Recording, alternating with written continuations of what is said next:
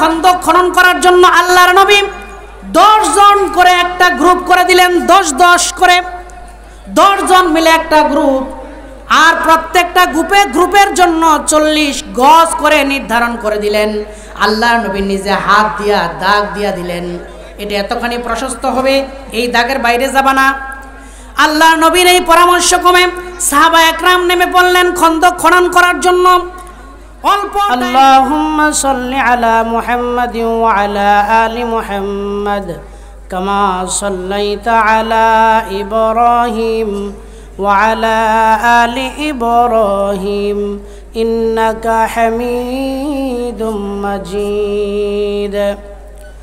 আল্লাহুম্মা বারিক আলা মুহাম্মাদিন ওয়া আলা আলি মুহাম্মাদ কামা বারাকতা আলা ইব্রাহিম ওয়া আলা আলি ইব্রাহিম ইন্নাকা হামিদুম মাজিদ।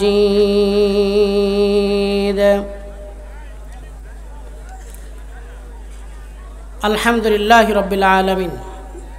সম্মানিত হাজিরিন, আমি ভূমিকায় না গিয়ে যেহেতু সময় কম, কোরআনে কারিমের 2টি আয়াতে কারিমা সূরা আল ইমরানের আপনাদের সামনে আলোচনা করার চেষ্টা করব। আল্লাহ তাআলার কাছে তৌফিক কামনা করছি।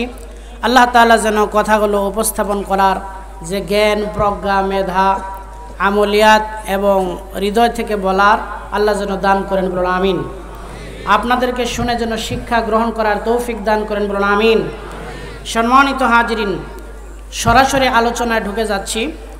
আজকে আমার আলোচনার বিষয় হচ্ছে সূরা আল ইমরান 26 এবং 27 নম্বর আয়াতে কারিমা। এই 2টা আয়াতে কারিমার ওপরে মুখতাসার কিছু কথা উপস্থাপন করব। আল্লাহ তাআলা তৌফিক দান করবেন, আমিন। প্রথমে আয়াতে 2টি তেলাওয়াত করে নেই। আউযু বিল্লাহি মিনাশ শাইতানির রাজীম। বিসমিল্লাহির রাহমানির রাহিম।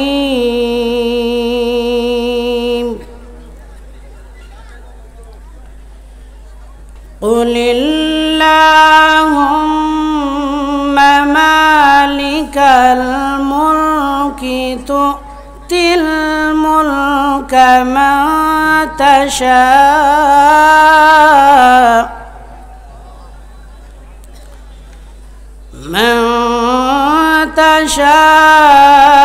ওয়া তানজি'উল মুলকা মিম্মান তাশা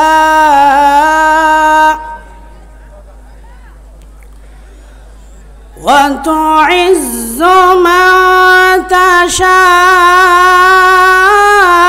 ওয়া তুযিল্লু মান তাশা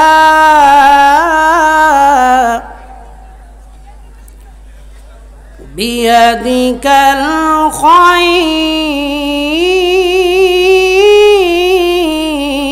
খায়র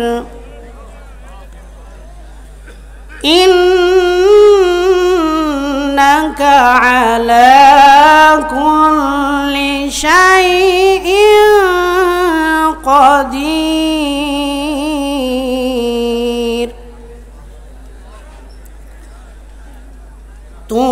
তুলিজুল লাইলা ফিন নাহারি ওয়া তুলিজুন নাহার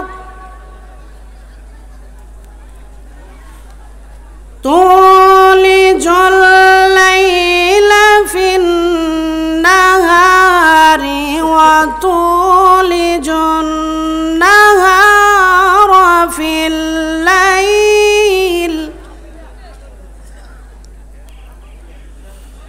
ওয়া তুখরিজুল হাইয়া মিনাল মাইয়িতি ওয়া তুখরিজুল মাইয়িতা মিনাল হাইয়্যি ওয়া তারযুকু মান তাশাউ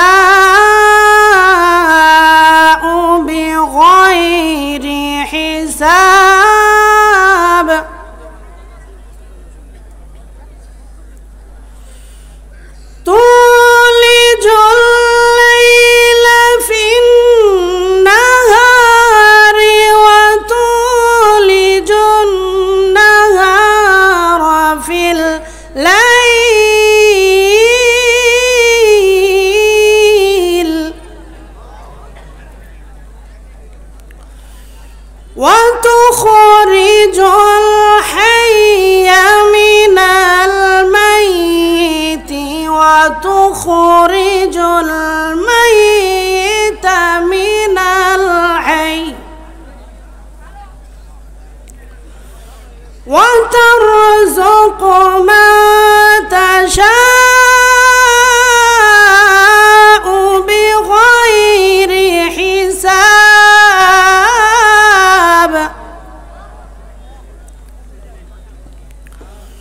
وترزق من تشاء بغير حساب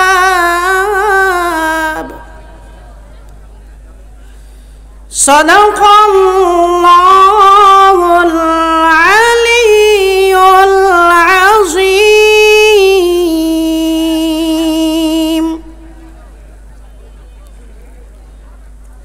আলহামদুলিল্লাহ রাব্বিল আলামিন। সম্মানিত হাজিরিন, এই দুটি আয়াতে কারিমা আমাদের প্রায় সকলের সাথে পরিচিত, আমরা প্রায় সবাই মুখস্থ জানি।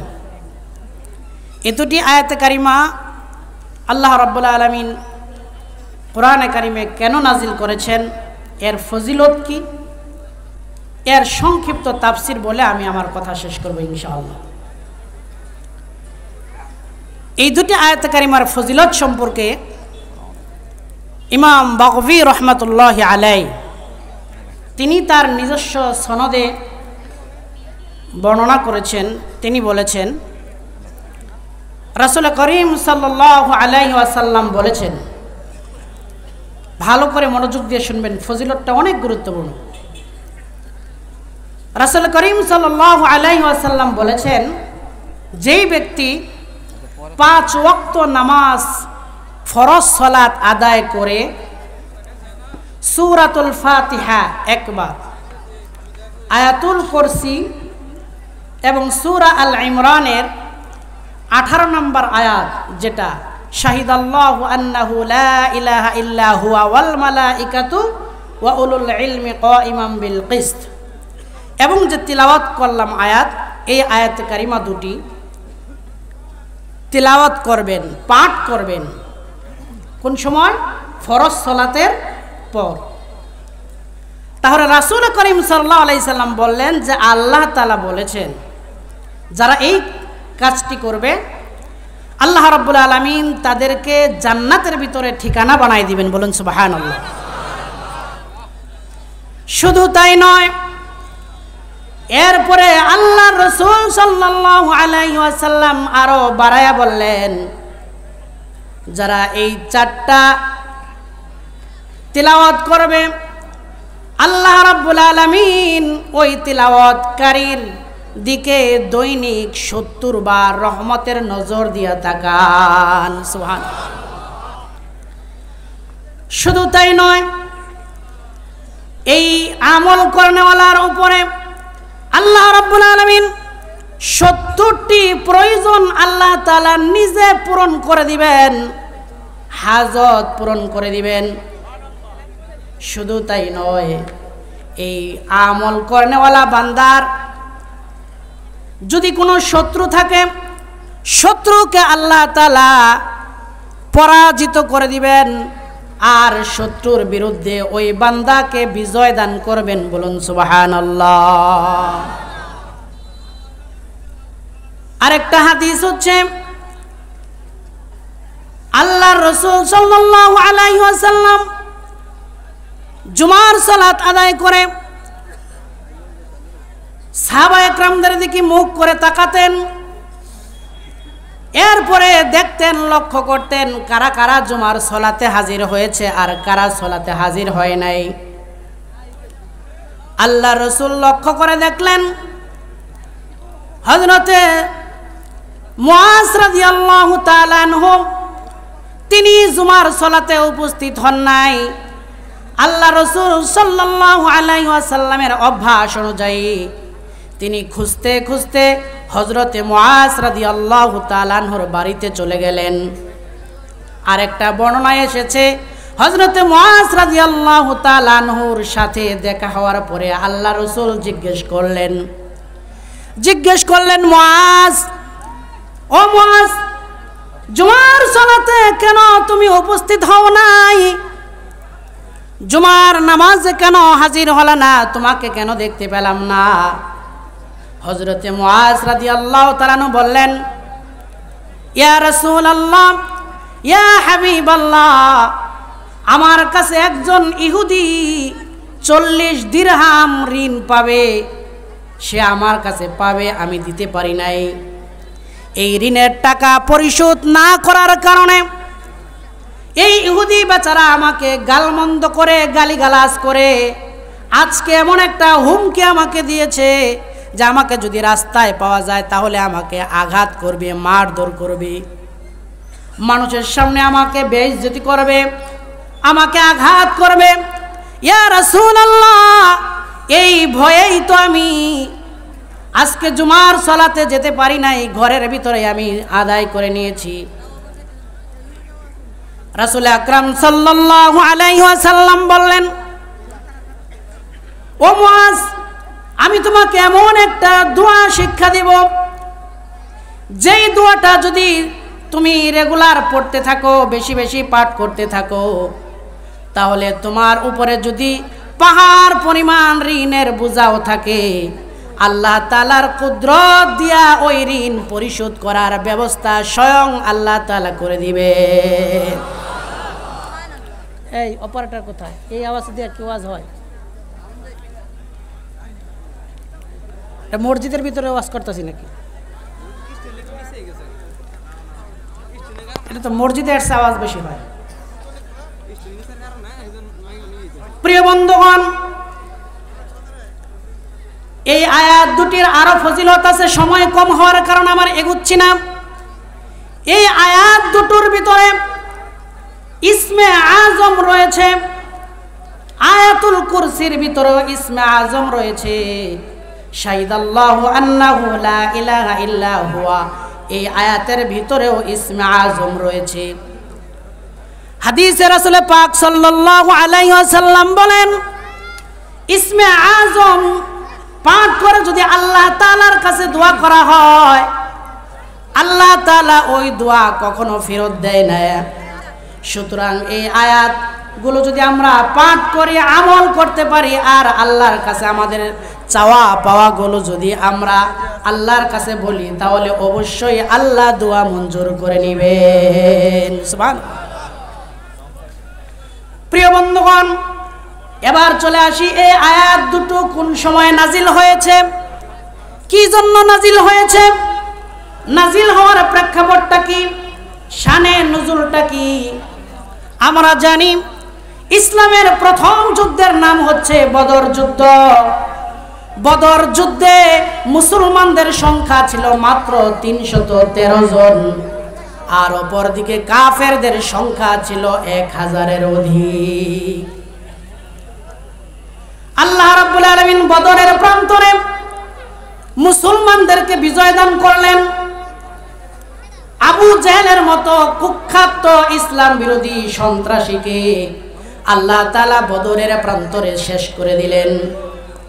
কাফেররা অত্যন্ত ভয়ঙ্করভাবে ক্ষিপ্ত হলো, অসংখ্য কাফেররা নিহত হলো। এরপরের যুদ্ধ, বদরের যুদ্ধ হয়েছিল দ্বিতীয় হিজরিতে রমজান মাসে, আর দ্বিতীয়বার উহুদ যুদ্ধ হলো দ্বিতীয় হিজরিতে। এই উহুদ যুদ্ধেও কাফেররা চরমভাবে পরাজিত হলো। যদিও ইসলামের কিছু দিক নির্দেশনা আল্লাহ রাসূল সাল্লাল্লাহু আলাইহি ওয়াসাল্লামের কথার বরখেলাপ করার কারণে উহুদ যুদ্ধে মুসলমানরা কিছুটা মার খেয়েছিল, মুসলমানরা নিহত হয়েছিল, কিন্তু সার্বিকভাবে কাফেররা চরমভাবে সেখানেও পরাজিত হয়েছিল। এর পরের যুদ্ধ হচ্ছে খন্দক যুদ্ধ। এটা ছিল 5ম হিজরিতে শাওয়াল জিলকত মাসের ঘটনা। খন্দক যুদ্ধ কিভাবে হলো?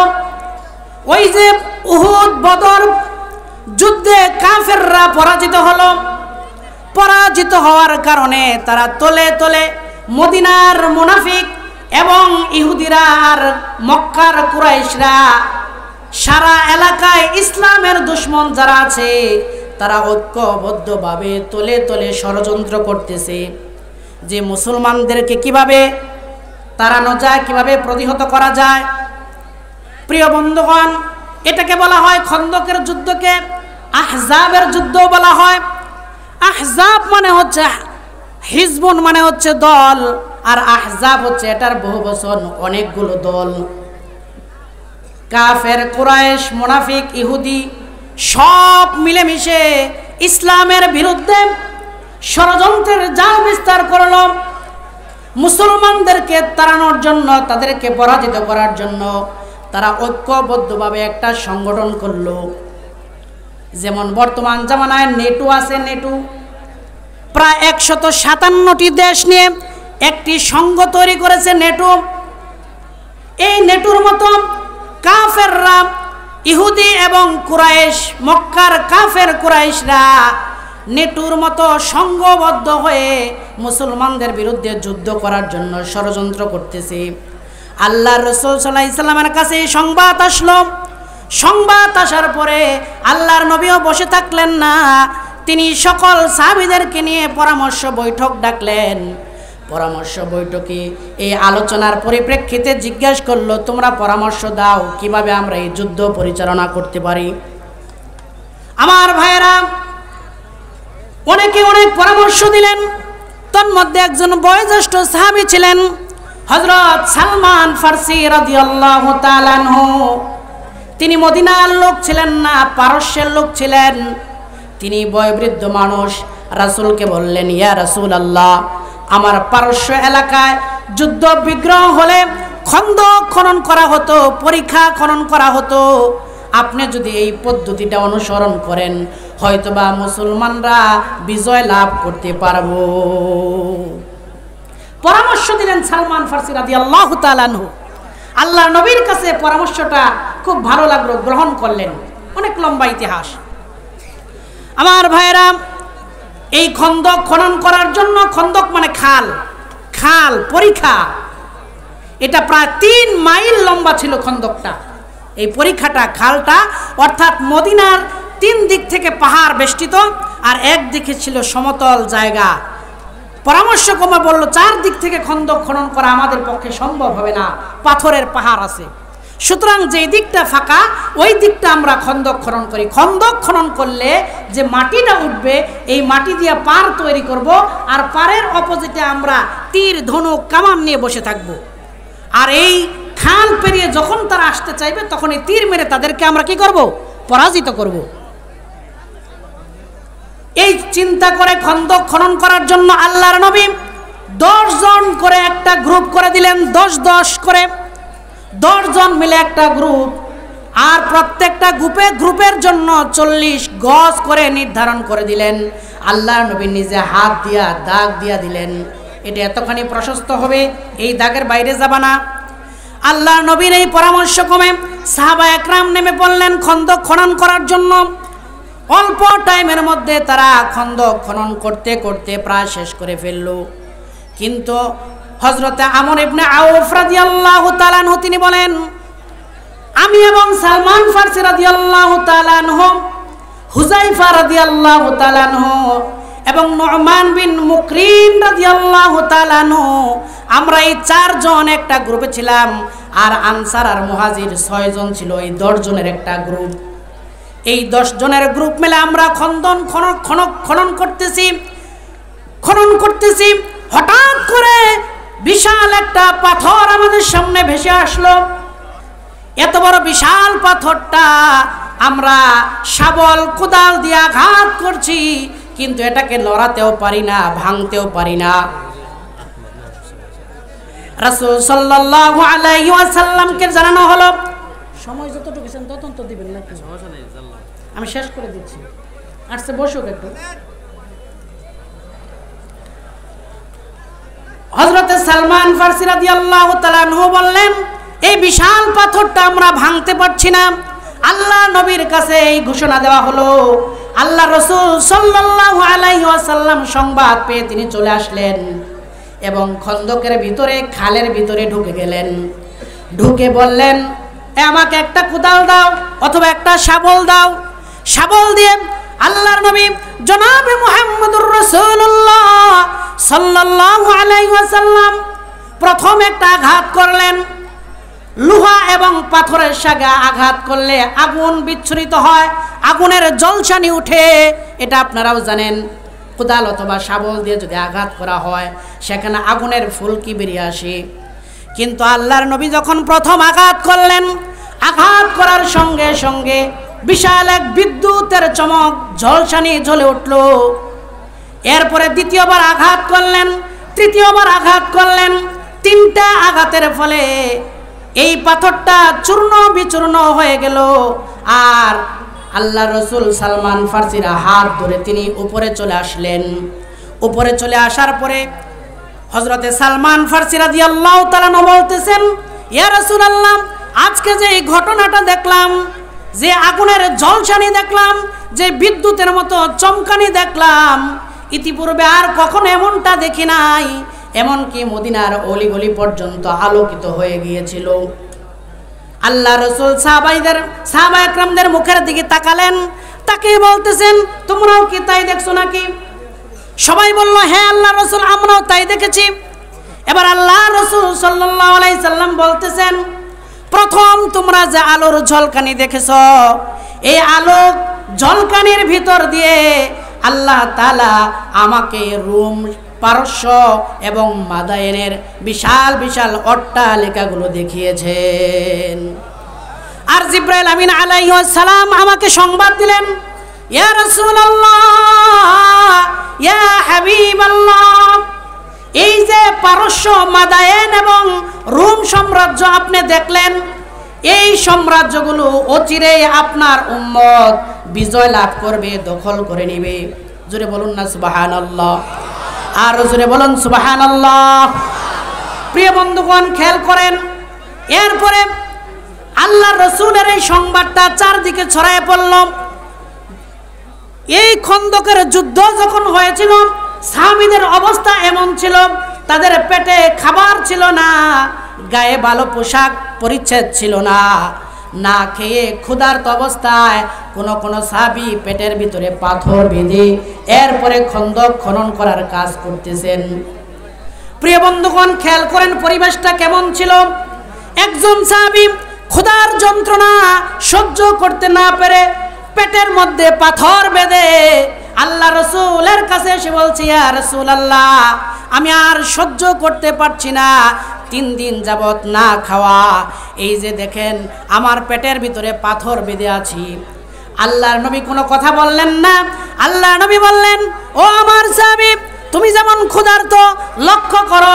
আল্লাহর নবীর নিজের জামাটা তিনি উপরে উঠায় দিলেন, আর দেখালেন, এই যে দেখো তোমার পেটে পাথর একটা বেঁধেছ, আর আমি মুহাম্মদ সাল্লাল্লাহু আলাইহি সাল্লামের পেটের ভিতরে পাথর বেঁধেছি 2টা। আল্লাহু আকবার, আর জোরে বলেন আল্লাহু আকবার। প্রিয় বন্ধুগণ, এই ক্ষুধার্ত অবস্থায় আল্লাহর রাসূল খন্দক খনন করতেছেন, আর এর ভিতরে মুখটা শুকিয়ে যাচ্ছে। আল্লাহর রাসূল সাল্লাল্লাহু আলাইহি ওয়াসাল্লামও ক্ষুধার যন্ত্রণা সহ্য করতে পারছেন না। তোর মধ্যে একজন সাহাবী ছিলেন, তিনি একটু ধনাঢ্যবান সাহাবী ছিলেন। তিনি বললেন, ইয়া রাসূলুল্লাহ, আমার ঘরে একটা বকরি ছানা আছে, একটা বকরির বাচ্চা আছে, আর কিছু রুটি আছে বানানোর জন্য, কিছু আটা আছে। আপনি যদি দাওয়াত গ্রহণ করেন তাহলে আমি আপনাকে দাওয়াত দিয়ে নিয়ে যেতে পারি। যে খাবার আছে 4 থেকে 5 জন খেতে পারবে। আল্লাহ রাসূল সাল্লাল্লাহু আলাইহি সাল্লাম বললেন, দাওয়াত গ্রহণ করলাম, তুমি পাকানোর ব্যবস্থা করো।